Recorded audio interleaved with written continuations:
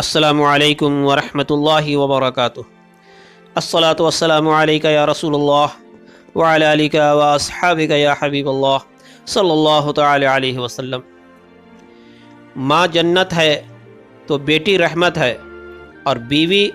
برکت ہے تو بہن عظمت ہے، لیکن پھر بھی ہمارے معاشرے میں عورت ذات کو وہ مقام کیوں نہیں مل سکتا جس کی وہ حقدار ہے؟ حضرت علی رضی اللہ تعالی عنہ مسجد کی طرف سے جا رہے تھے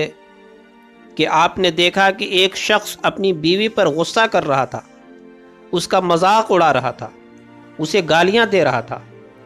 یہ سن کر حضرت علی رضی اللہ تعالی عنہ قریب گئے اور فرمانے لگے، اے خدا کے بندے، میں نے اللہ کے رسول صلی اللہ تعالی علیہ وسلم سے سنا ہے کہ جو انسان اپنی عورت کی عزت نہیں کرتا، اس کے لیے تلخ الفاظ کہتا ہے، اس کی بے حرمتی کرتا ہے، تو اللہ تعالیٰ اس انسان کے لیے رزق کی راہیں بند کر دیتا ہے۔ اس طرح اس انسان کی زندگی سے سکون، خوشحالی اور برکت چلی جاتی ہے۔ یاد رکھنا، عورت کو گالی دینا ایسا ہے جیسے کوئی انسان اپنے رزق کو ٹھوکر دے، اپنے برکت کو ٹھکرا دے، اپنی خوشحالی کو ٹھکرا دے۔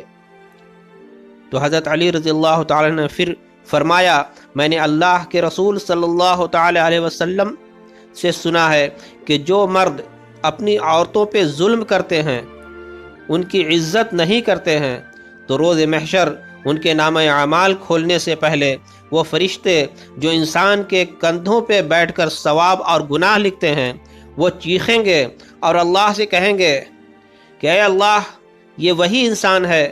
جو زندگی میں اپنی عورتوں کی عزت نہیں کرتا تھا، ان کو گالیاں دیتا تھا، ان کی عزت نہیں کرتا تھا، اسی وجہ سے یہ زندگی میں بھی پریشان رہا اور آخرت میں بھی اسی حال میں پہنچا ہے۔ تو اللہ تعالیٰ فرشتوں سے کہے گا کہ اس مرد کے ثواب کا وہ حصہ جس کی وجہ سے اس کو جنت ملی ہے، وہ سب جو دنیا میں اس کی عورتیں تھیں جن کی یہ عزت نہیں کرتا تھا، ان کے نامہ اعمال میں ڈال دو۔ اور یوں وہ انسان روتا رہے گا کہ کاش میں زندگی میں اپنی عورتوں کی عزت کرتا، لیکن افسوس، اب پچھتاوے سے سوائے اس کے پاس اور کچھ نہ تھا۔ اللہ تعالی ہم سب پہ رحم فرمائے اور ہمیں اپنی عورتوں اور بزرگوں کی عزت کرنے کی توفیق عطا فرمائے، عزت کرنا نصیب فرمائے، آمین۔ السلام علیکم ورحمۃ اللہ وبرکاتہ۔